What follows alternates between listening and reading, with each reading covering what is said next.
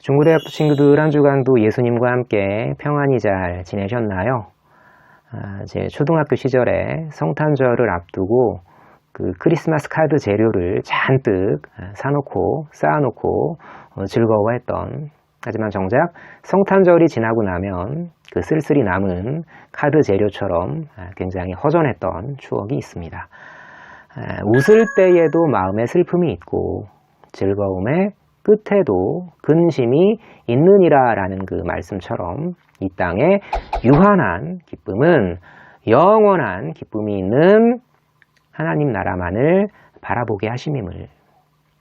그의 노염은 잠깐이요 그의 은총은 평생이로다. 저녁에는 울음이 깃들일지라도 아침에는 기쁨이 오리로다. 그 말씀처럼 또한 이 땅의 유한한 슬픔도 영원한 기쁨이 있는 우리 본래 고향 하늘의 하나님 나라만을 바라보게 하심임을 되새겨봅니다. 성경에 가장 많이 나오는 하나님의 명령은 뭘까요? 우상 섬기지 마라, 서로 사랑해라, 아니라 두려워하지 말라죠. 성경에 약 365회 나오는 이 명령은 돌려 말하자면 매일 크고 작은 두려움에 있는 우리의 나약한 실상을 드러내는 명령이 아닐까 합니다. 지난 시간 하나님은 미디안의 약탈이 두려워서 땅에 큰 구덩이 같은 포도주 틀에 숨어서 밀을 타작하던 그 하나님 찾지 않던 용기 없던 그리고 확신도 없던 그 기드온을 이스라엘의 구원자로 세우신 사실을 공부했어요. 그렇게 두려워하던 기드온을 향해서 사사기 6장 10절에서는 두려워하지 말라, 12절에서는 함께 하신다라고 말씀하셨죠. 그에 대한 기드온의 대답은 불손한 항변이었어요. 함께 하셔서 고작 미디안에 짓밟힌 지금입니까? 극히 약한 집안, 제일 작은 저보고 뭘 어쩌란 말씀이십니까? 우리는 결과를 알고 기드온의 불손한 공격, 겸손한 듯 교만함을 지적하지만 당시에 막막했던 과정 속에 기드온 입장에서는 너무나 당연한 외침이 아니었을까 생각해 봅니다.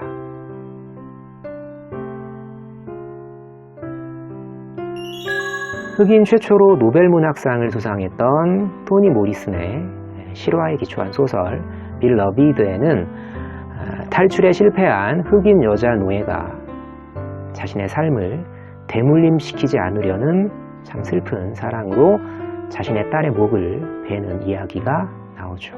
그 딸의 이름 빌 러비드, 곧 사랑받은 자라는 역설은 제게는 신을 향한 처절한 절규처럼 들렸습니다. 극한의 두려운 현실, 하나님을 향한 원망 가운데 있는 분들께 지금 흐르는 아무것도 두려워 말라 주 나의 한 하나님이 지켜주시네 라는 찬양이 과연 아름답게만 들릴까요? 그래서 두려움이 원망으로 번져버린 분께 처절한 절규로 외롭게 죽어간, 그러나 죽음을 이기고 부활한 예수 그리스도의 십자가만을 바라보시라 라고 권해드리고 싶어요. 너무 뻔한 답이라고요. 네, 맞습니다. 그러나 하나님의 영으로 인도함을 받는 우리는 이미 예수라는 정답을 알게 하신 자들이죠. 광야 40년을 거의 채운, 지금 채워가고 있는, 아직 덜 채운 그 차이가 있을 뿐이겠지만 말이죠. 오늘 7장에서 하나님은 기드온이 애써 모은 32,000을 300으로 줄여버리시는 충격요법을 사용하십니다. 왜일까요? 주님은 나의 산성, 주님은 나의 요새라는 찬양이 무기력한 찬양이 되지 않으려면 내 손에 쥐었던 모든 무기가 깨지는 두려움이 반드시 필요합니다. 나의 힘이 되신 여호와가 강력한 찬양이 되기 위해선 내 손에 쥐었던 모든 가능성이 깨지는 두려움이 반드시 필요합니다. 기드온과 우리에게 주신 언약, 반드시 너와 함께하리라가 강력하게 성취되려면 함께 하셔서 고작 지금입니까의 항변이 반드시 필요합니다. 외람되지만 왠지 제 경험담이 아닌 것 같진 않죠. 세상은 대개 두려움 가운데 약해집니다. 그러나 성도는 오히려 두려움 가운데 강해지죠. 두려움 중에 그러나 오히려 강해졌던 기드온의 모습, 사사기 7장 말씀을 통해 함께 나누어 보도록 하겠습니다.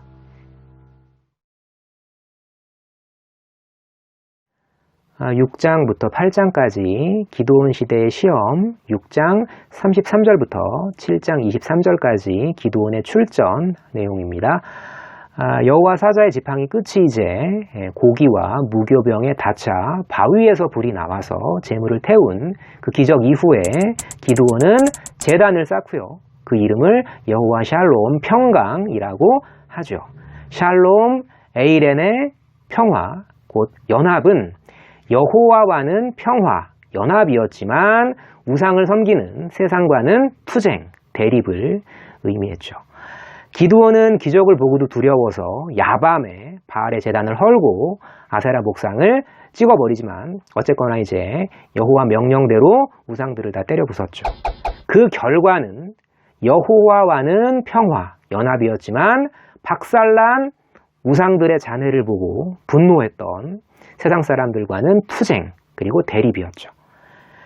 우상들을 박살낸 기드온을 마을 사람들이 치려하자 기드온에 붙인 요아스의 마음을 하나님이 변호자로 움직이십니다. 너네가 자기 모친 아세라의 목상이 찍혀 번제물로 불타도 멍청하게 침묵하는 바알을 위해 다툴 거냐고. 바알이 정말 참신이라면 자기 제단을 박살낸 사람과 더불어가지고 다툴 거라고 해서 이제 기드온을 여룻바알, 바알이 더불어 쟁론할 것이라 이렇게 이제 칭하게 되죠. 우상의 세상과 화목하려는 기독교, 누구 아닌 제 자신을 먼저 돌아봅니다. 세상에 화평이 아닌 칼을 주러 왔노라 라고 하신 예수를 그리스도로 믿는 신앙이라는 것은 좋은 게 좋은 거라는 평안한 낭만일까요? 아니면 끊임없는 내면과 외면의 우상과의 투쟁일까요? 성경은 그 우상과의 투쟁을 평강이라고 가르칩니다.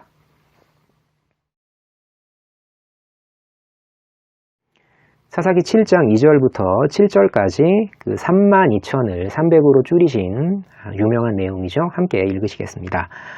여호와께서 기드온에게 이르시되 너를 따르는 백성이 너무 많은즉 내가 그들의 손에 미디안 사람을 넘겨주지 아니하리니 이는 이스라엘이 나를 거슬러 스스로 자랑하기를 내 손이 나를 구원하였다 할까 함이니라.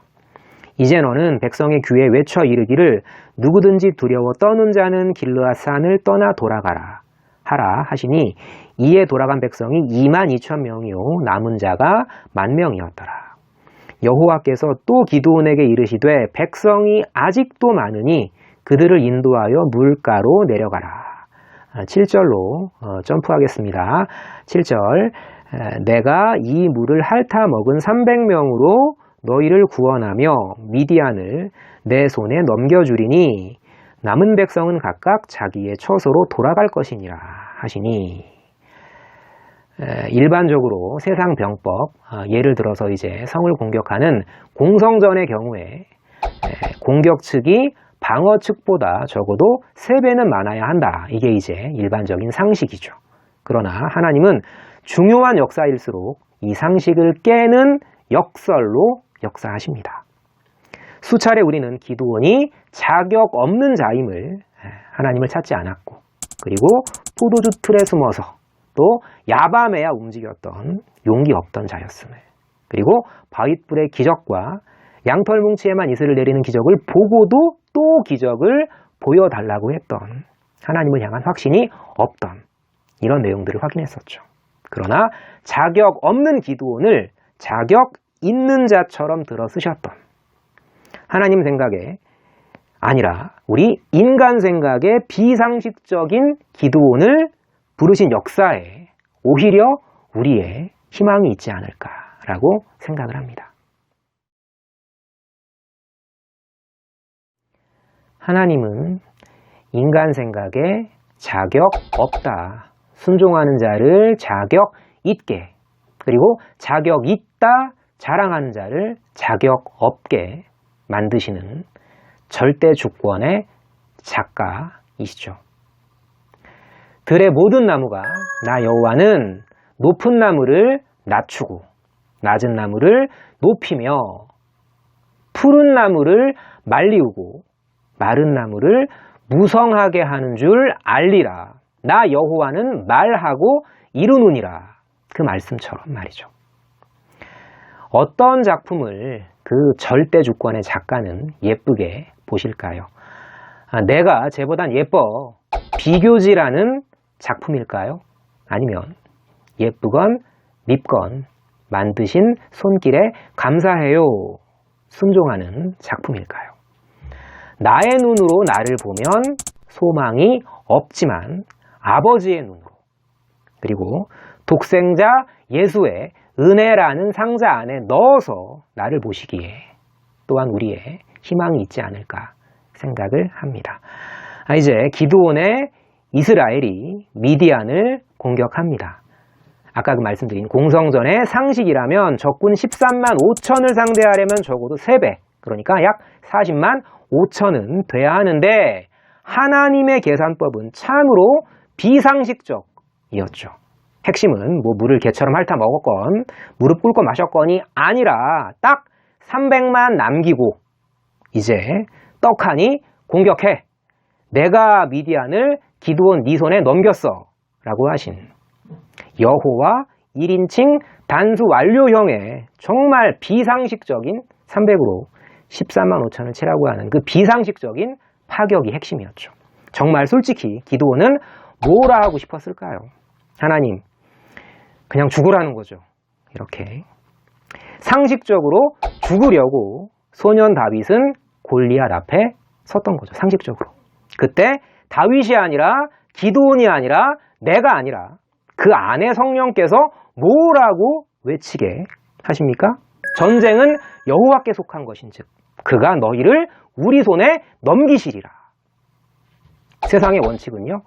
세상의 원칙은 상식적으로 계산되는 숫자입니다. 하지만 성경의 원칙은 언약대로 이루시는 여호와입니다.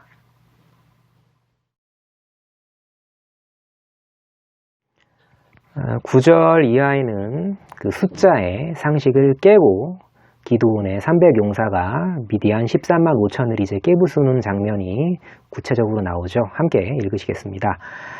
그 밤에 여호와께서 기드온에게 이르시되 일어나 진영으로 내려가라. 내가 그것을 내 손에 넘겨주었느니라. 만일 네가 내려가기를 두려워하거든 내 부하 브라와 함께 그 진영으로 내려가서 그들이 하는 말을 들으라. 그 후에 내 손이 강하여져서 그 진영으로 내려가리라 하시니 기드온이 이에 그의 부하 브라와 함께 군대가 있는 진영 근처로 내려간즉 미디안과 아말렉과 동방의 모든 사람들이 골짜기에 누웠는데 메뚜기의 많은 수와 같고 그들의 낙타 수가 많아 해변에 모래가 많음 같은지라. 기드온이 그곳에 이른즉 어떤 사람이 그의 친구에게 꿈을 말하여 이르기를 보라.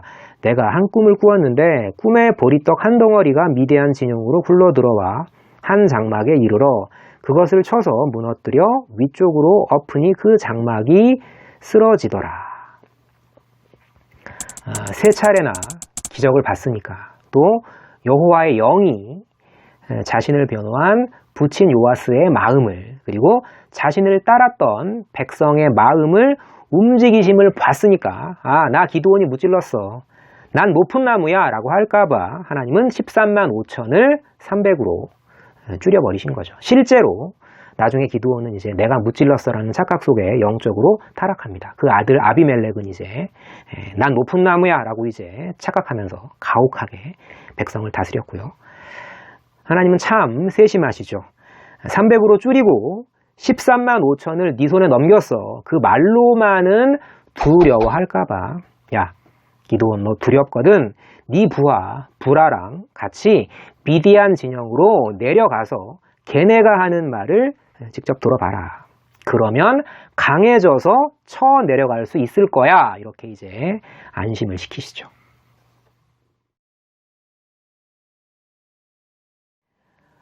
그러나 기드온이 마주했던 미디안 연합군 진영의 13만 5천의 모습은 소위 장난이 아니었던 거죠. 비옥한 이집트 농지를 순식간에 허허벌판으로 쓸어버렸던 그 거대한 메뚜기 떼의 공포와 같았습니다. 하지만 그들은 상식적인 숫자만 믿고 쿨쿨 잠들어 있었던 거죠. 하나님은 참으로 정확하십니다. 기드온이 미디안 진영에 내려왔던 딱 그때에 옛날 바른 성경 그리고 세번역 성경에는 마침이라는 단어가 들어가 있죠. 다른 때도 아닌 마침 딱 그때에 나눈 미디안 사람들의 보리떡 꿈 해몽에 대한 대화. 그러니까 이제 하나님이 말이야 그 기드온이라는 사람의 칼날에 미디안 군대를 붙이셨대. 이렇게 그들이 오히려 미디안 그들이 두려워하고 있는 하나님이 그들의 마음을 약하게 하셨구나 라는 이 하나님이 직접 듣게 하신 그들의 음성은 미디안 아니라 기드온의 마음을 강하게 만들어 주셨던 거죠. 그런데 왜 미디안 진영을 쳐 무너뜨린 그 존재가 고작 보리떡 한 덩이였을까? 가난한 자의 가장 흔했던 음식이 보리떡이었고요. 그 보리떡은 비천함의 상징이었고 이것은 미디안 침략자 앞에 비천했던 이스라엘, 나아가서 이제 비천한 가문 출신이었던 그 기드온을 상징하는 것이 바로 이 보리떡이라고 보통 이해를 합니다. 역시 비천한 말구유로 태어나셨던 예수님, 참 신이자 참 인간이셨던 그분도요, 기드온처럼 우리처럼 때로는 두려워하셨습니다. 얘들아, 내 마음이 말이야 매우 고민해서 죽게 되었구나.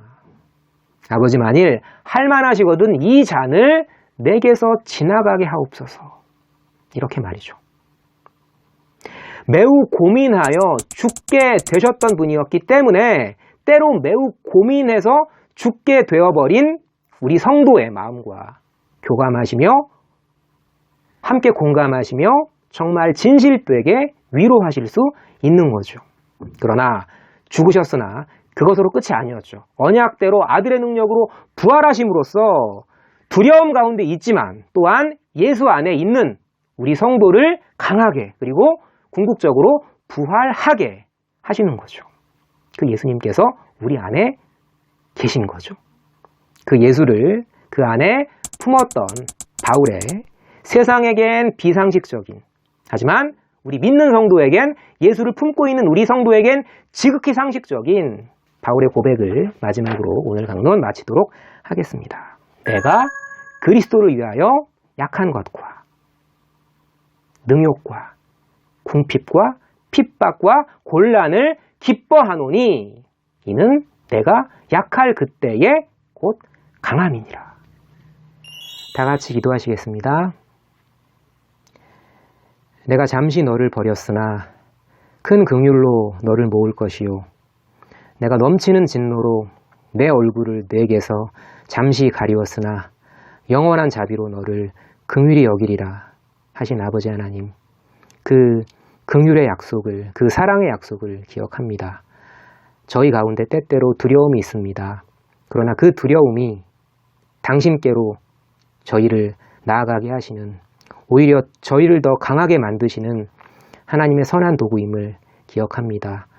이 땅에 육신을 입고 오셨던 당신께서도 때때로 저희처럼 두려워하시며 저희처럼 눈물 흘리셨음을 기억합니다. 그 당신의 두려움이 계셨기에, 그 당신의 눈물이 계셨기에 때로 두려워하는, 때로 눈물 흘리는 저희를 진실로 긍휼히 여기실 수 있음을 저희 늘 항상 믿고 기억합니다. 하나님 약속하신 그 영원한 나라에 소망이 있기에 오늘의 두려움을 이길 수 있는 강한 담대함을 저희 가운데 허락하여 주시옵소서. 그 부활의 기쁜 복음을 많은 고통받는 영혼들과 나누며 더욱더 풍성한 하나님 나라를 이 땅에서부터 누릴 수 있도록 저희를 인도하여 주시옵소서. 죄인 공로옵사오나 저희를 위해 죽으시고 부활하신 예수님 이름으로 감사하며 기도드렸습니다. 아멘.